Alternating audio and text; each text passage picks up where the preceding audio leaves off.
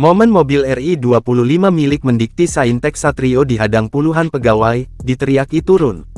Puncak dari pemecatan yang dilakukan oleh Menteri Pendidikan Tinggi, Sains, dan Teknologi, Dikti Saintek, Satrio Sumantri Brojonegoro, puluhan pegawai melakukan aksi unjuk rasa di depan kantor Kemendikti Saintek, Kebayoran Baru, Jakarta Selatan pada Senin tanggal 20 Januari tahun 2025.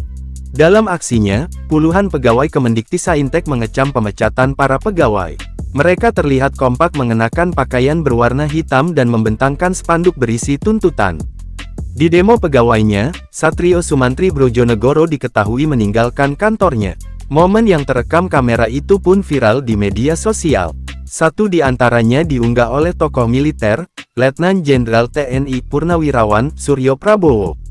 Lewat status Instagramnya, @suryoprabowo2011, terlihat detik-detik Satrio Sumantri Brojonegoro meninggalkan kantornya. Dalam video tersebut, awalnya Menteri Dikti Saintek yang diangkat Presiden Prabowo pada tanggal 20 Oktober tahun 2024 itu berjalan kaki dengan pengawalan ketat petugas keamanan. Bersamaan dengan langkah kakinya menuju mobil berplat nomor RI-25, riuh rendah suara pegawai Kemendikti Saintek terdengar. Bersamaan dengan itu, teriakan "turun" pun menggema area parkir yang terletak di sisi belakang gedung Kemendikti Saintek.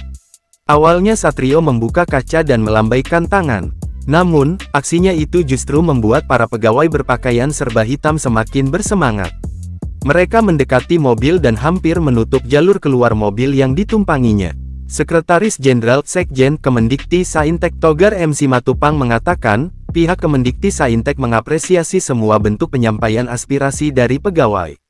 Meski demikian, pihaknya merasa seharusnya ada cara yang lebih baik lagi dalam menyampaikan aspirasi, yakni melalui forum. Sebenarnya masih tersedia ruang dialog yang lebih baik dan ini tetap dengan tangan yang terbuka, pemikiran yang terbuka, dan pencapaian resolusi yang terbaik, kata Prof. Togar dikutip dari Kompas.com pada Senin, tanggal 20 Januari tahun 2025. Prof. Togar juga menegaskan, pihaknya tidak melakukan pemecatan sepihak dan sebenarnya masih terbuka opsi lain bagi pegawai yang dipecat tersebut. Sedang proses dan tentu terbuka untuk opsi lain, bukan hitam putih. Tidak baik terlalu reaktif dan tidak ada dialog, jelas dia.